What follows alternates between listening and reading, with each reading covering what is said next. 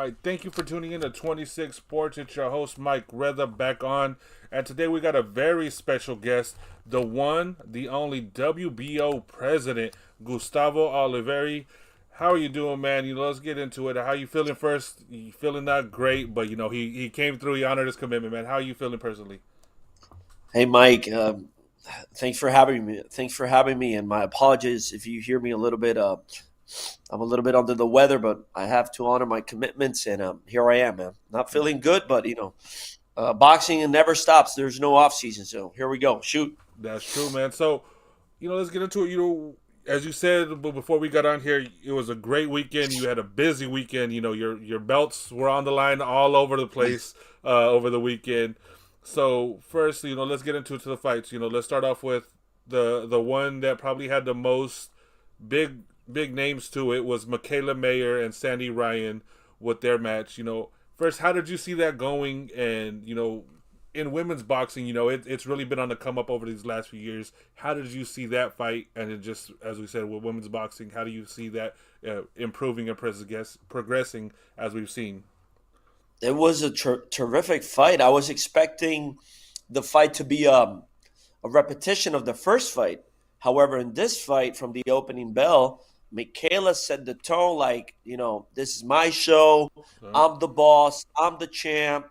I'm taking it to you. And she won clearly. Maybe that fight could have been, 7-3 the most, or 8-2. Michaela's definitely looking better and better at welterweight, strong, fast, accurate.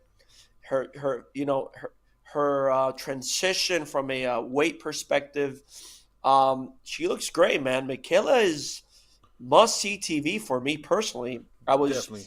From all the WBO fights we had that weekend, excuse me, that was the most compelling fight for me personally. And their first fight was a shootout, so I was expecting a similar type of fight because Sandy Ryan, oh boy, she can also bang and fight. She can. And with the backstory of the pain issue, New York, but Michaela, man, she's can't miss. All action, straight, all business. So congrats to Michaela, and hopefully she gets the undisputed. And that will be also a great fight with Lauren Price from the UK. Yeah, that's a big fight. And I think I had that fight 7-3, same way from Michaela. She did her thing. Like, she was impressive to me. As you said, she really jumped on her early. Sandy had her moments, but it was never something where you're like, oh, Michaela's in trouble, or Michaela's hurt, or Michaela's anything. Never. It was just Sandy, good. Sandy, good. Oh, response. And then she poured it on. And then I think for me, what really did it was in that 10th round, we knew Sandy had to do something to secure it, get the attention. She needed a knockout. Yeah. She needed a knockout if she wanted to win. And Michaela came out and jumped on her and started that round with pressure. And that really, if anything else, that shows it right there. That's what it was. Michaela is a terrific talent. Nice girl. Has been a WBO champion, 2-division WBO champion. We've had her in Puerto Rico. She recently came to the convention last year. So nice girl, awesome athlete, great talent. She also has lots of talent outside the ring. Yeah, she's served as a boxing analyst. She's done a terrific job. Charismatic, well mannered. So she's a good inside and outside the ring. So all the best to her team. Yeah, she has. She's maximized everything she's had, and she's improved from day one. As you said, she's a 2-weight champion. And that undisputed fight with Lauren Price, that would be big and major, not just for her but just women's boxing in general, because it would continue to create superstars, which is something that the sport always needs. I think that I think you hit the jackpot there, but it also depends on your dance partner. Yeah. Right? The weight category and the dancing partner. For example, Shields, extremely talented fighter, extraordinary accomplishments. She's done it all, Clarissa Shields, but she's lacking a dancing partner. Beyond Savannah. Savannah Marshall when they fought in the UK. It was a big fight because there was a backstory. It was in the UK, and a dancing partner. She currently lacks um, a dancing partner in heavyweight, light heavy, middleweight. So whereas Michaela with Sandy Ryan, she formerly had a good dancing partner with Baumgartner. Hmm. I would like to see Baumgartner Michaela rematch, maybe in a catchweight, because Baumgartner currently doesn't have a dancing partner at 130. No. So who knows if maybe they can do something undisputed against undisputed, like the thing they did with Canelo and Charlo. Yeah. When Charlo moved up as undisputed from 154, he moved to fight Canelo. You had that uh, promotional marketing factor of undisputed against undisputed. If she defeats Lauren Price, but Lauren Price is a big girl, Yeah. but it's boxing. Let's see what happens. Yeah, definitely. And then you mentioned, Bumgarner. Of course, that fight was a good, really good competitive fight when they fought. Excuse me. If they were to do it again, it would have to be a catchweight. I think Michaela has filled into her to her weight class as a welterweight, and she's looked really good Agree. every time. Agree. Bumgarner, of course, she's already undisputed, has continued to progress, and I believe she's coming back on the Taylor Serrano undercard, correct? Most probably the question is the opponent. I believe the WBC ordered they're mandatory to be discharged, which Okay. is Delphine Pursoon. They had a first fight. It was a Oh no yeah. decision because of accidental cut or something before the end of four completed rounds, which is a no decision. When an accidental uh, foul occurs. But let's see. But she needs a dancing partner. Hmm. She's undisputed at 130. What else is available for her to accomplish at 130? Either she moves up, or makes a catch weight, or fights the winner of Taylor Serrano. But now she's signed with MVP. But I think Baumgartner and Mayer with the trash talk, the Yeah. backstory, it's a hell of a fight. Yes. Again, it would be another great fight. Um, Yeah, let's go to the other one on that night. The other big fight was Brian Norman Jr. defending against Cuevas. Norman was ooh, out, with a couple injuries from last year. He came back, and he came back with a bang. He made quick it. work of Cuevas. And first, what did you see from Norman? And when you have a champion like that that's holding your title, does that just make you, puff out your chest a little bit more because he's holding your belt? I got to be honest with you, Mike. I had seen Norman slightly when he fought Santillán. Some highlights Yeah. I had from his performance that caught my attention. Oh, this guy can fight, and Santillán ain't no walkover or Yeah. pushover. That guy has balls and heart. Santillán. So after his performance, which was, I think it was a terrific uppercut. Yeah.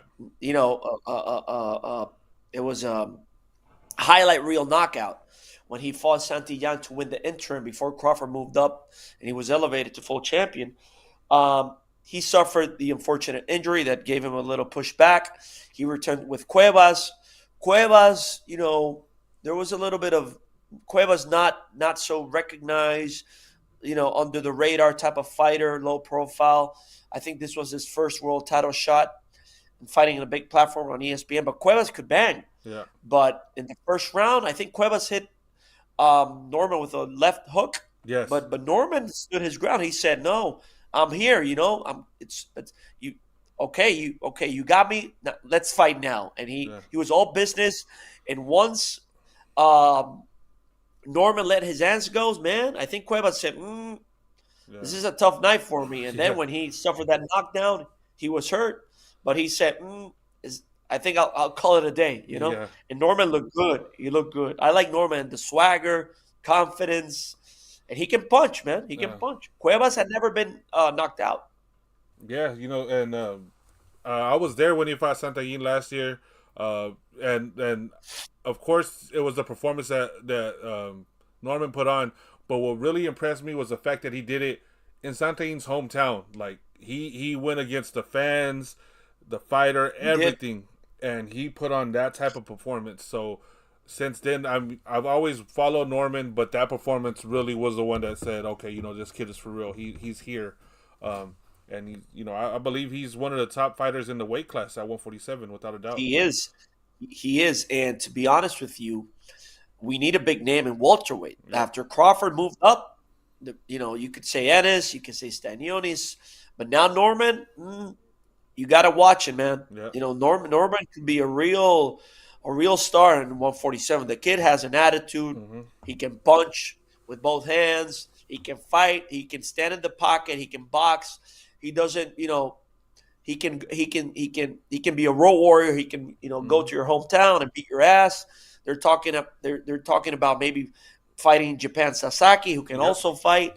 Norman is no BS type of guy. So I like that dude. I like. Yeah, he has what I always tell everybody. He has a confidence that's not cockiness, but it's confident because he was real respectful with Santaina after the fight. Real respectful. Yeah. Even with Cuevas, even though Cuevas said some things, he was real respectful about it after. And as you said, with the Japanese fighter, he was real respectful and said he appreciated him coming to him and telling him he wanted a challenge. So he's just confident. He believes in his talents, and that's the best thing I could tell everybody. Any fighter that says they're the best, they have to say they're the best, because if they don't believe it, why are they here? Why are they fighting if they don't believe they're the best? Where's Norman from? Is he from Texas? Oh, no, I believe he's from Atlanta. Anybody that knows, correct me if I'm wrong, but I believe he's from the South for sure. Okay, but Norman can fight, man. Yeah, Norman can fight. He's legit. He's legit, yeah. Yes, he is. And I'm gonna bring up this one, just this because this is what kind of started our whole interaction was the Fundora and Zayas. That's gonna be a fun fight. I know it's already ordered. You guys are waiting for them to work it out. With that fight, how do you see? Anybody that's got to fight Fundora's in a way, they got to fight. They got to climb a tree to get there. For lack of a better term. He's a big guy, 6'6". Yeah, But how do you see him and Zayas getting together? Zayas, he's gonna bring it. He's gonna fight.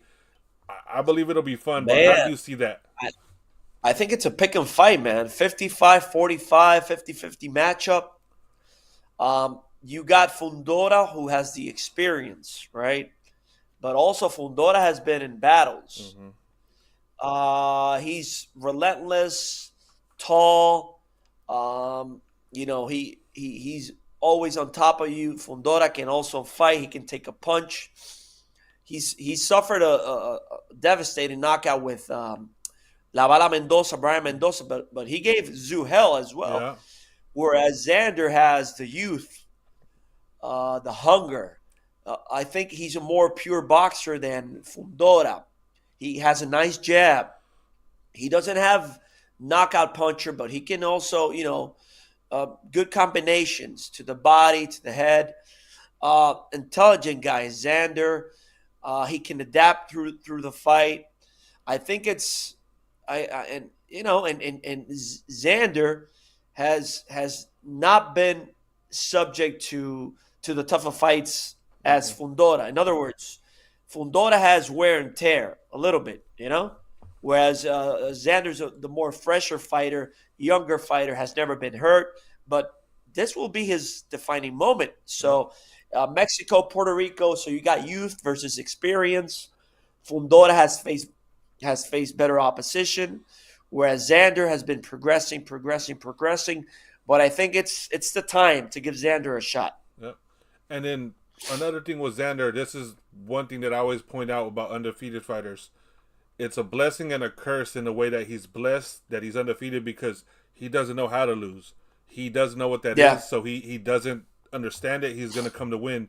But then also, because he doesn't know how to lose, if he gets into that deep water, he's in a problem in a moment where he's never been in before.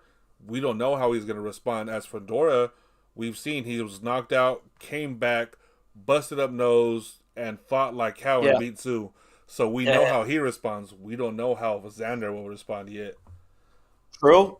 But again, man, in boxing, you never know. One punch can change the outcome of a fight. True. Who the hell knows, man? Yeah. That's why they make the fights. Sometimes you think they're going to go this way. It goes the other way. The best example was Michaela Mayer with Sandy Ryan. I expected an identical fight as the first one. It was the total opposite. Yeah. Michaela was, on Sandy's ass from the opening bell. Yeah, and Let's see what and got happens. and earned the win. Yeah, so yeah, that's how it Yeah, is. Um, so one of the fighters I was telling you that had a question, and this is one yeah. of the ones that we spoke about was Charles Conwell. He is Okay, fighting next month in I Oceanside on the know. Golden Boy card, Yeah, and his question pretty much was, if he wins, where is his position now that we know that Xander is number one, but is gonna get the fight with Fundora? Does Charles get put into number one? Does he have to wait a while, or what is going to go there if he wins? I believe Conwell is currently number two. Yep, number two. Sits at number two. So once Xander faces Fundora, let's say for example Xander wins. Mm-hmm. Well, Xander automatically leaves is excluded from the number one spot because he won the title, right? Mm-hmm. And Conwell automatically moves up to number one. Okay. That's the ordinary process. Let's say Xander loses the fight. Depending on how he loses, if technically if a fighter that is rated number one loses a fight, he should be demoted to number two, at least one position. But it depends on how he loses, whether by decision, whether by knockout, TKO. It all depends, right? That's something that the ratings committee should assess at its proper time. Okay. So Conwell, if he's number two and he's fighting next month, and Yeah. let's say Conwell defeats his challenger, so he will wait until he'll probably stay at number two Mm-hmm. because Xander currently is the number one guy, right? So we will have to wait until the Xander Fundora fight takes place to see what the ratings committee will determine. But technically, if he wins, and who is he fighting? He's number four, the Venezuelan kid. Okay, so if he's fighting a rated contender 2 and 4, most likely he'll be number one after Xander either is excluded because he won the title or demoted, whether he loses. So we will have to see. Yeah, he's fighting Jorge Garcia Perez. Oh well, not Okay, Venezuelan, Jorge got Mexican. so Yeah. so but most certainly if he beats a rated contender, most probably he'll occupy the number one position thereafter. Okay, and I'm not now, saying that's going to happen, yeah, but that is a likely scenario. now the fights being the purse bid. When is it scheduled for? In case they don't come to an agreement for Xander and Fundora. I'm sorry. The purse bid, if the fight is not agreed to in time, when is that scheduled for? Let's say we gave the parties 20 days Mm-hmm. to reach terms. If they don't reach terms, we order personal proceedings within the following 10 days after the 20 days have transpired. So some point in April, if they don't come to an agreement.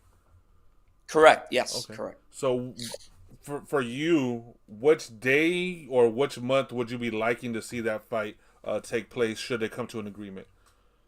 The idea after discussing with both parties is to have that fight conducted in June for Puerto Rican week, the Puerto Oh, Rican parade in New York, June. okay, But again, most likely it'll take place either in July or early August. okay.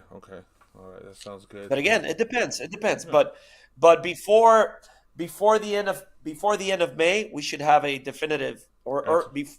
no, let me see, before the by the end of April, we should know the date. Okay, And okay, sounds yeah, good. So preliminary fans, date. you see that. So real quick, shout out to Juice, Boxing Vitals, Ruben, and Knockout to Naka. Everybody, what's up? Saying salute to Gustavo and over here. Appreciate you guys. Sorry, man. I had No running problem, no problem, nose. no problem. So, I'll ask a couple more questions, just more pertaining to you. How did you get Yeah. into this sport? What made you want to do this? And then how did you, get up to the point, the WBO president? Because, not everybody's going to know, some of the casual fans will know. So what made you want to do this and what made you get to this point? My first experience with boxing was when I had I think 12 or 11 years of age. My dad got home with a sweat jacket, something like this, Okay. from Sugar Ray Leonard and Roberto Duran. It was a white sweatshirt or sweat jacket or something like that. And I think thereafter my dad took me to this basketball court in by the projects I was born and raised in, we call it in Spanish, El Barrio. El Barrio, yes, Um, sir. and he asked a kid, "Does anybody want to box my son?" He wanted me to learn how to defend myself. Put a pair of gloves, a headgear, and we started banging. The kid almost broke my nose. I started crying. I said, "Fuck that shit. I don't. I don't want to do this." And thereafter, I think in high school, I got more interested. I took a couple of boxing classes in a boxing gym in my hometown, and by college, the interest went in crescendo. And when I was studying in law school, I was organizing in my apartment like boxing nights with my Mhm. friends. We saw Cotto, Mayweather, Pacquiao, Juan Manuel Marquez, I think Trinidad. No, Trinidad at that time had already retired, I believe. Okay. My first boxing event ever live was Trinidad against Hassan Sharifi. The fight after the return fight after Trinidad had lost to Hopkins, Hopkins. Okay. which was an incredible experience, man. Electric atmosphere. Trinidad knocked them out like in 4 or 5 rounds, something like that. And then I pursued graduate studies in sports, entertainment law, etc., at Georgetown in D.C. Mhm. And I had to do an internship with a sports entity or a law firm that provides services related with sports, and they're with boxing. There was Major League Baseball, soccer, NFL, NBA, and the positions were not related with legal work. They Mhm. were more like a social ticket selling, social media, and I wanted to do something related to my legal profession. I was already a licensed attorney, practitioner. I had like 3 years of trial. I was working in my older brother's law firm. I was basically um, litigating Mhm. criminal, state, federal courts here in Puerto Rico, Oh wow. Okay. criminal law, yeah, drug possession charges, domestic violence, arson, murder, all that stuff. Um, but I had the issue of being my brother's shadow, Oh okay. Yeah. so that was a problem. They would say, "Oh, here comes Junior." I hated that. I hated that. But those were my circumstances. So I wanted to change like the dynamics, and I pursued that graduate degree in Georgetown. And I proposed to my academic advisor whether the boxing industry could be an alternative for my internship before graduation. He said, "Well, let me prepare a proposal and we'll review it." And I started searching. I called Top Rank. They said, "No, there's no internship here. Don't call here." I think I called DeBella. Didn't receive a response. TGB Promotions, nothing. Golden Boy, nothing. The Puerto Rican Boxing Commission, I sent my CV. I follow up for an interview or something, nothing. And then I called the BO and I send my CV and then I follow up. There was an immediate report with the lady that took my call.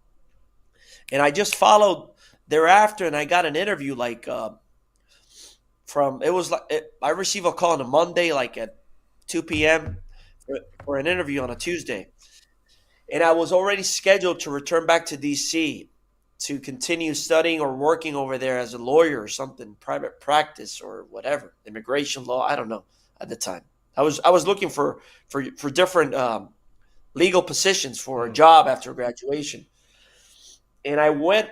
I think I traveled like almost 3 hours driving from my hometown to San Juan, and Paco, the former president, my mentor and father in boxing, interviewed me, and basically he asked me 3 or 4 questions not related with boxing.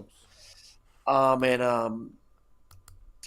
I answered the questions. He said, "Well, let me see. I got a couple of things to think about." And I just kept, calling and reaching out through email, trying to get a shot. And then they gave me a shot, man. Like, when can you come? When can you start? I can start tomorrow. How much we have to pay you? Nothing. I just want a shot. I can't take any money. I just got to do some hours, and basically I had to do like 20 hours a month. I tripled the hours, man. Oh wow. Traveling back and forth from my hometown from 8:30 to 5 p.m. Monday to Friday, traveling back and forth, back and forth. So up like at 4 a.m. to get to San Juan like at 8:30, to leave San Juan at 5, to get home like at 9 p.m. with the traffic, to go to bed, to do it again. And then I got the gig as man, and I did everything. And I was already a licensed attorney. I picked up, I worked, I answered the phone, emails, picked up people at the airport, took people to lunch, organized activities, produced conventions, worked with equipment inventory, donations and gyms, put up banners. I did literally everything, man, from a intern standpoint.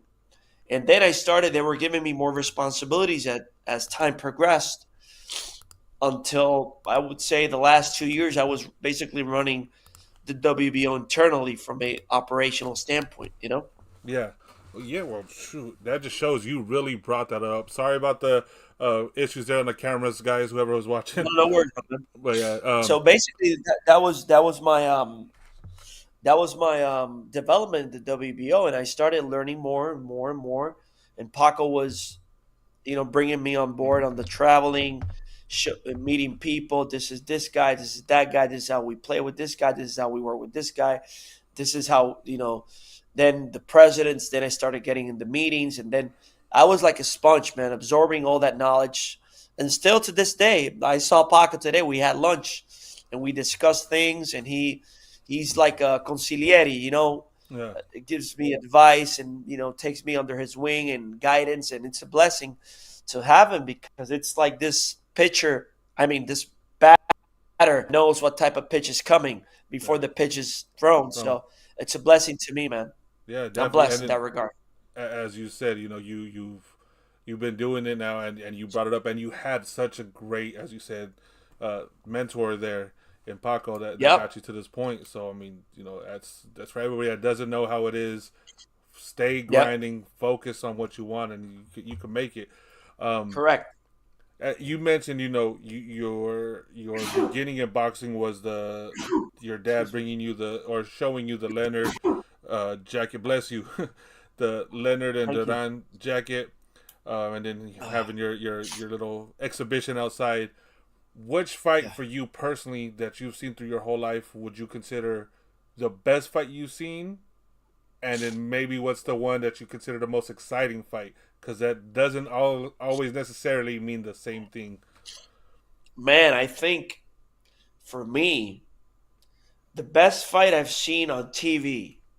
Oh man, there's so many, but I think Trinidad Vargas. Okay. Oof. Tito Trinidad was one of my favorites versus Fernando Vargas. That was a hell of a fight, man. Mm-hmm.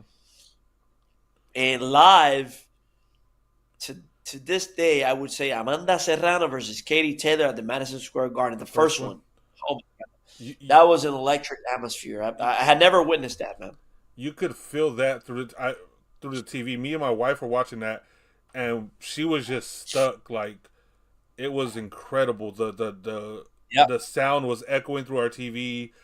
The fan Yep. bases going back and forth. The respect that was shown for each fighter as they walked out. It was, yeah. And my favorite part is Amanda looking at Katie before the fight started, saying, "This is crazy," because it was just, Yep. it was a moment that honestly helped push the women to the forefront, because that was, yeah, that was one of those moments where it was like, wow. And then the fight exceeded times three All how expectations. great, Yes. yes, how great it could be.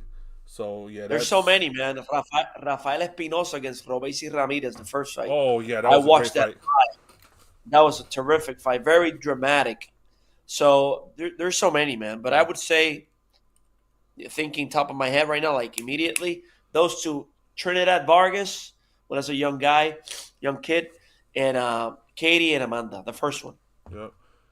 The first fight I seen that was outside of my hometown Yeah. was Oscar Valdez and Scott Quigg at the Step Up Oh, Center, oof. and Valdez, man, huge balls. yeah, Oof. that fight, his jaw is Oh man. broken, his mouth is bleeding, Quigg's face is all disfigured, and they were just out there throwing bombs, No, And Valdez. I've known him. I've known Valdez, and I've met him personally. I've invited him to Puerto Rico, and he's a class act, man. And what a heart and balls, man. uh, He's a effing warrior, you know. yes, sir. Yeah, and that Huge was respect for Valdez.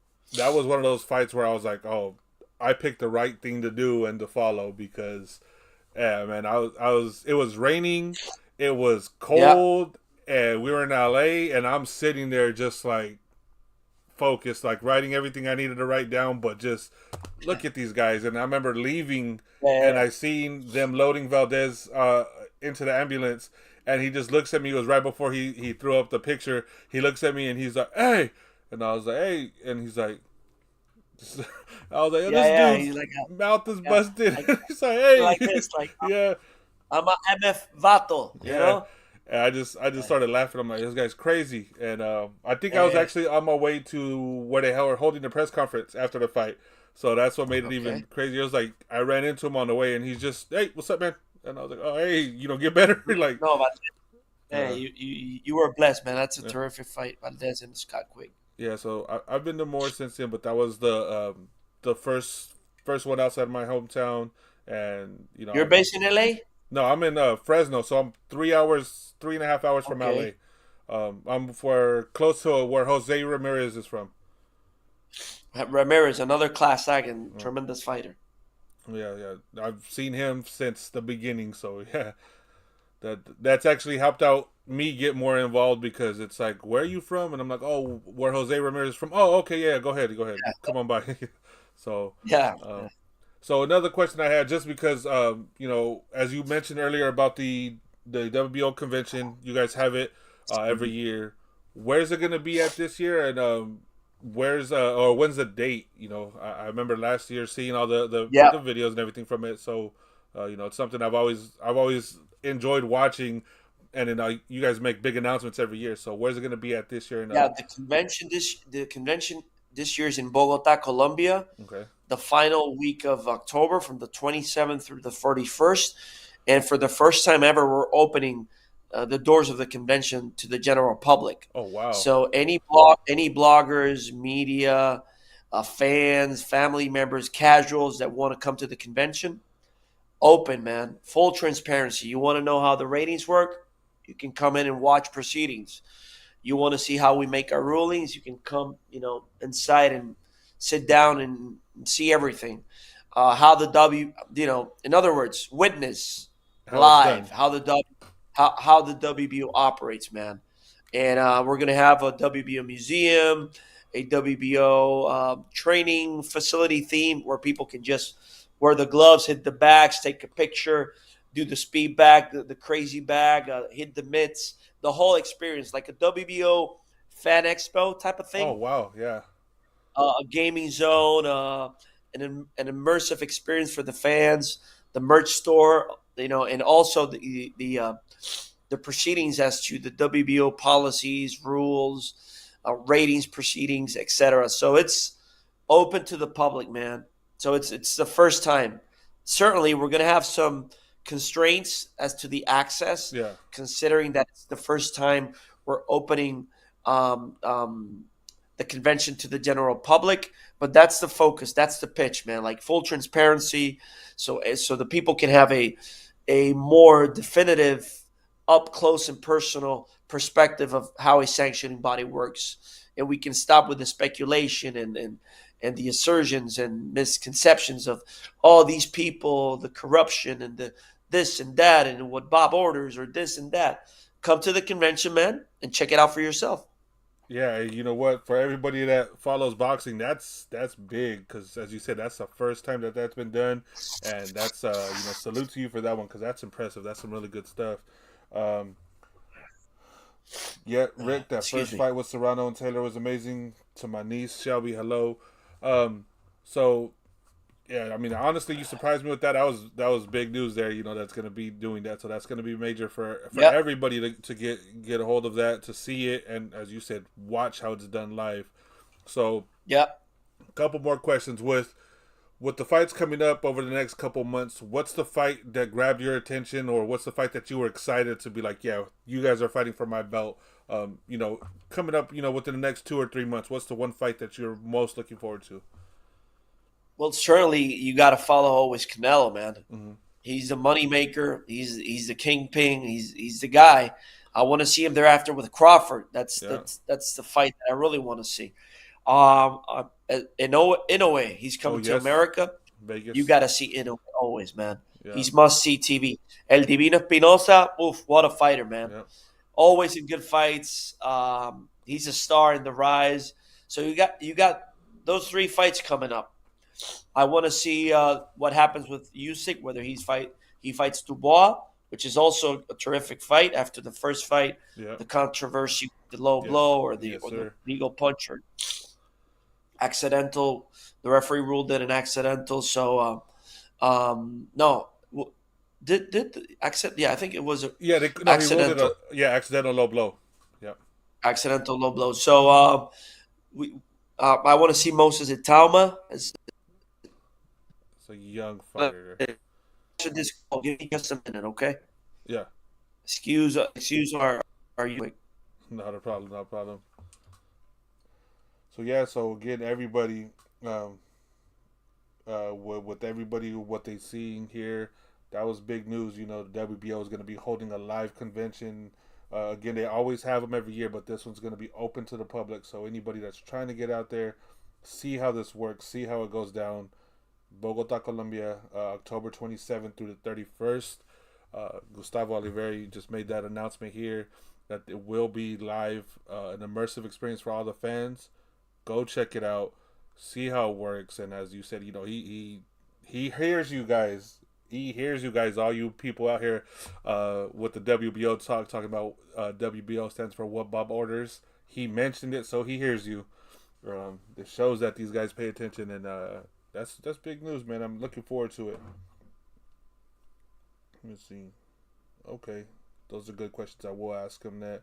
Uh, Vito and Ruben, I'll ask him both of those questions once he gets back on here right now. Again, these are live, guys, so that's why it's going down like this right now. But yeah, that's big news. We'll ask him right now what's his dream fight.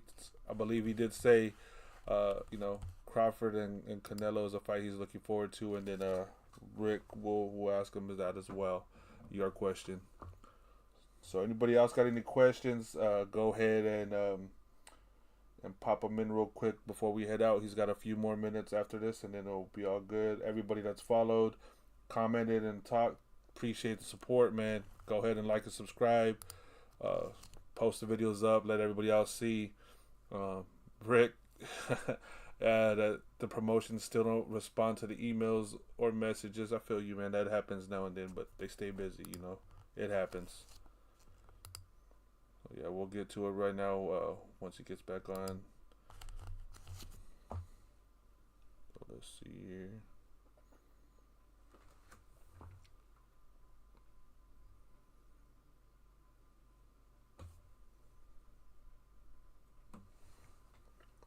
The TKO question, that's a good one because we know how that works in boxing, and we know how everybody doesn't care too much for Dana White, so we'll see how that's going to go.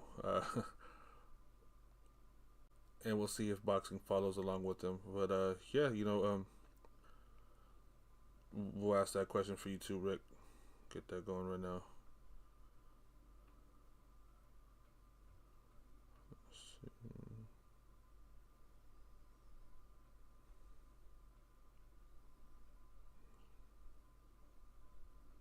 Wow.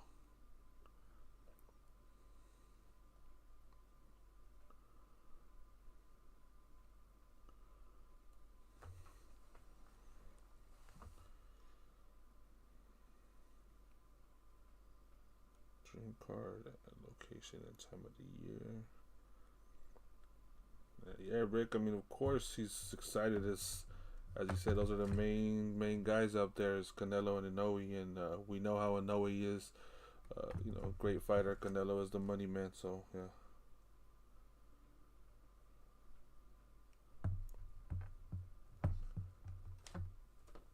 Get Rick out here. dropping his MMA matchmaker title for everybody to see.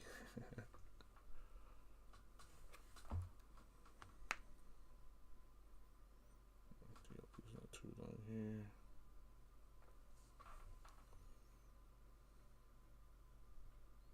2 or 3 more questions. So he's on the phone. He's got his fiance coming in on the airplane, so he's just making sure that's all settled and good. So we'll get back to it right now that he comes back on.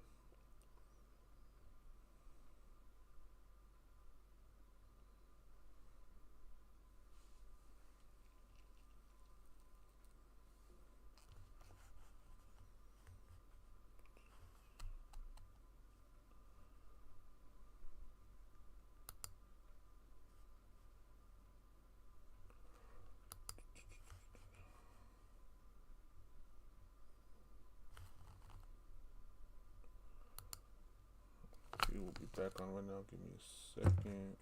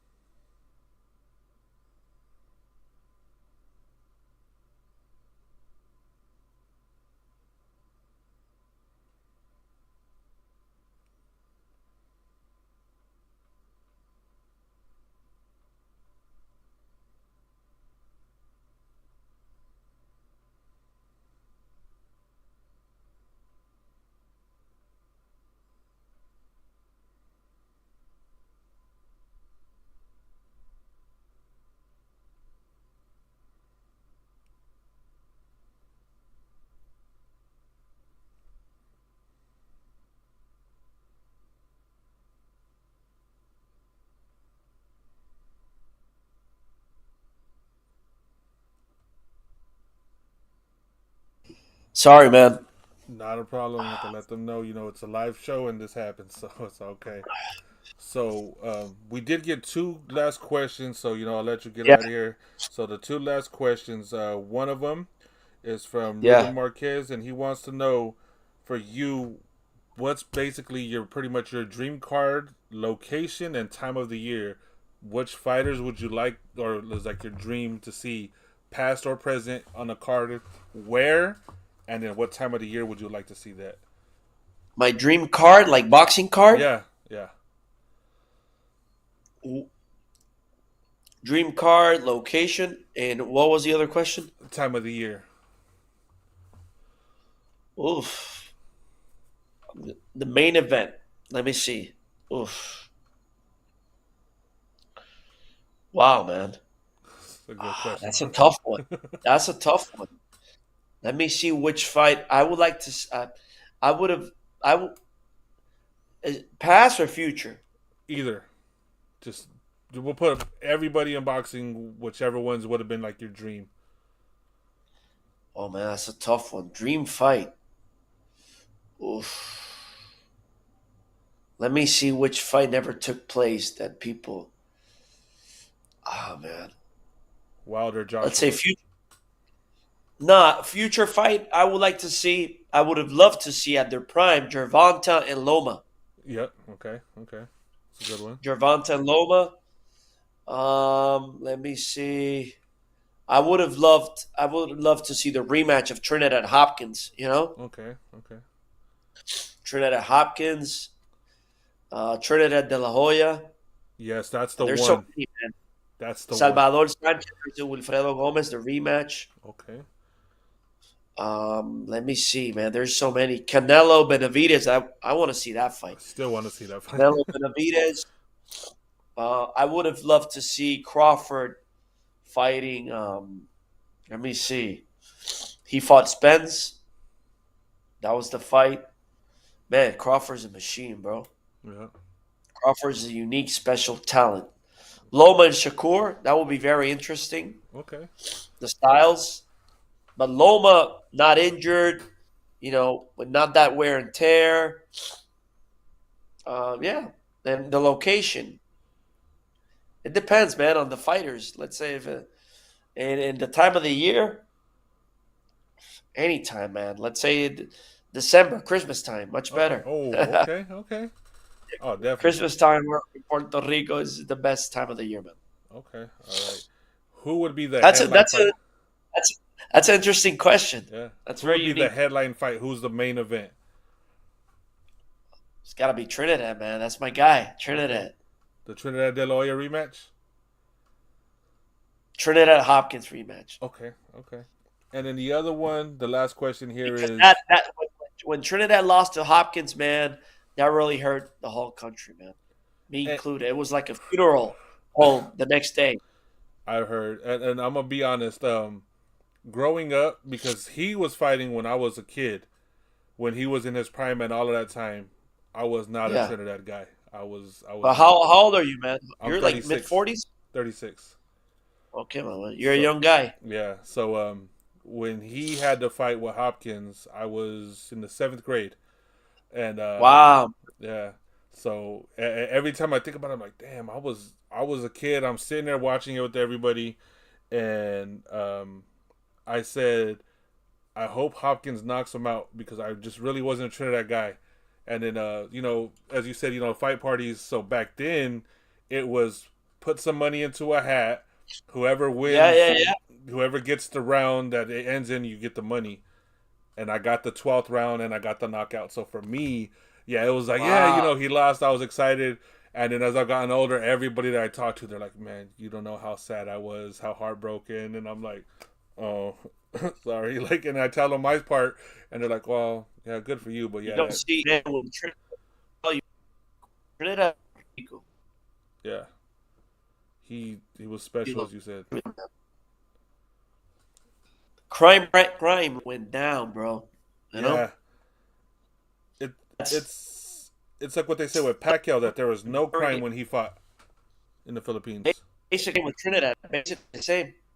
Oh, okay. At Unreal, least man. Unreal. that's that shows you the connection he had to his fans and to the country, as you Trinidad said. is like Trinidad is like Pelé to Brazil or Maradona to Argentina, Messi to Argentina. Trinidad is a god, man. You know? Yeah. Yeah, as I've gotten older, I've noticed how he's revered pretty much out there, and I'm just like, oh, He I'm like, is. okay. He is.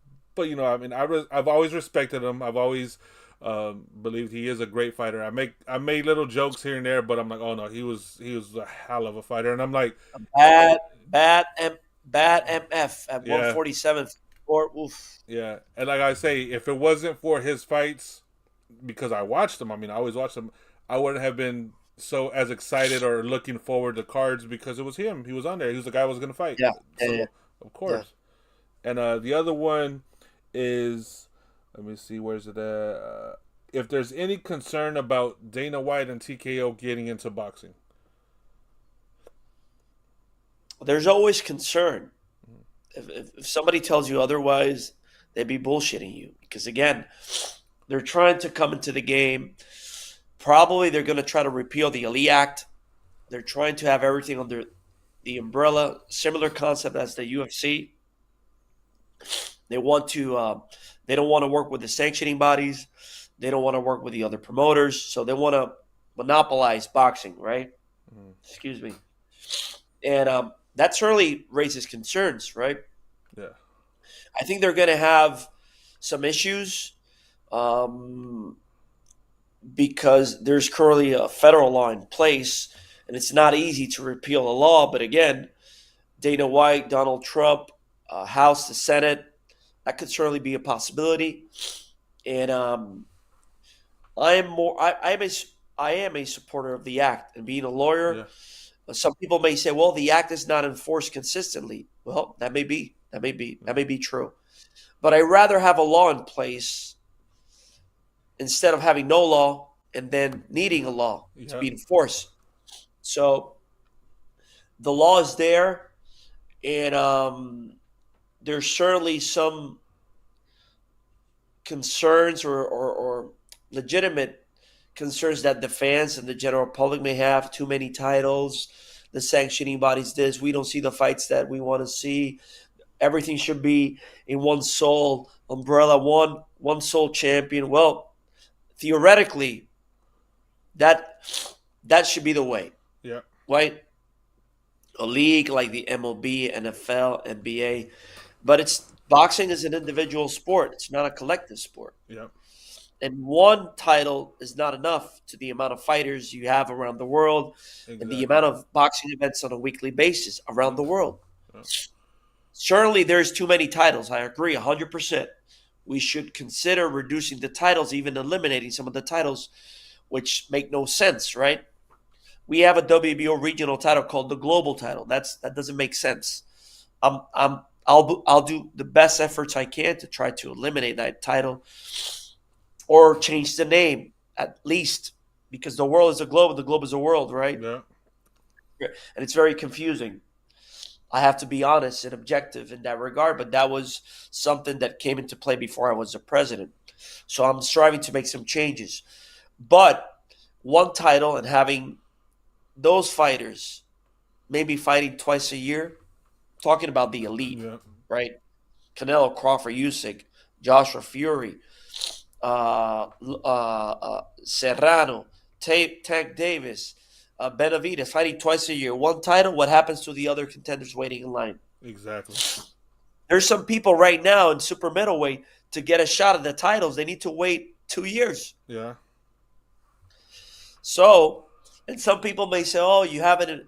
The sanctioning bodies are afraid of enforcing the mandatories to Canelo. Well, at least from the WBO, that's not accurate, right? Mm-hmm. But when the time comes, man, you got to enforce your rules, regardless of who the fighter is. Yeah. Either we enforce the rules consistently with X and Y, or we don't do it at all, right?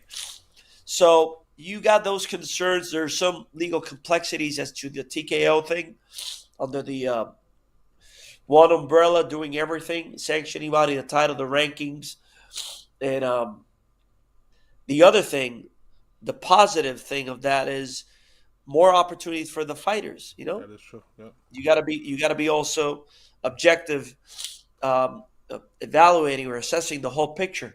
Another platform, another player, that also puts some pressure on the promoters to try to work together to provide the fans the fights that the fans want to see. Sometimes those fights don't get materialized because of different interests or Yeah. factors that come into play, either the financial terms, the platforms, the commitments. There are a lot of complexities that the fans don't know that happen behind the scenes as to why fights don't take place. Most those fights that are taking place in Saudis because the financial The terms money. are met. Yeah. But that's the exception to the norm. Some fighters request exorbitant purses that are not financially sustainable for the promoter to take all the risks. Some promoters say, "Okay, you want that purse? Okay, come into the financial to the let's be partners in the business, Yeah. right?" Excuse me, man. No problem. This cold is getting up, heating up. Yeah. So excuse me. So fighters want high guarantees, but few are willing to risk it with the promoter. Okay, let's go 50-50, right? Yeah. Or I'll take a less guarantee and I'll take a percentage of the pay-per-view and of the gate, etc., right? So the only reason why those fights are being done in Saudi because they have the financial means to do them, right? And you see Warren and Eddie and Bob and other promoters working together because it makes sense from a financial standpoint. But I think the TKO thing, it's going to take some time for them to develop, create talent, because the brand depends on who are their champions. Yeah. It's like the sanctioning bodies. Our champions give us legitimacy, credibility, standing. So it remains to be seen. Back to your question, are there concerns? Definitely. Well, okay. So, hey, that was an in-depth answer. Boxing Vitals Rick, so he gave you a legit answer, and that's the truth. Um, so again, for everybody that tuned in, I appreciate you guys for tuning in. I appreciate you, Gustavo, man. I know My you were pleasure, sick. man. Appreciate you for Yeah. coming in. You know, as you said, you're being transparent, talking to all the fans, answering questions, man. So I really appreciate that. And everybody again, if you can make it out to Colombia at the end of October, check out that WBO Yeah, man. convention. It sounds like it's going to be a great experience for everybody. But Gustavo, again, man, hey, get better, take a rest, get some sleep, man, and we'll speak to you soon. Appreciate your help again, man. Okay, Mike. Always a All right. pleasure. Yes, Thank you. sir. Take Thank care, my you. man. Everybody Okay, else, bye see you bye. guys. Have a great night. Thank you. All right.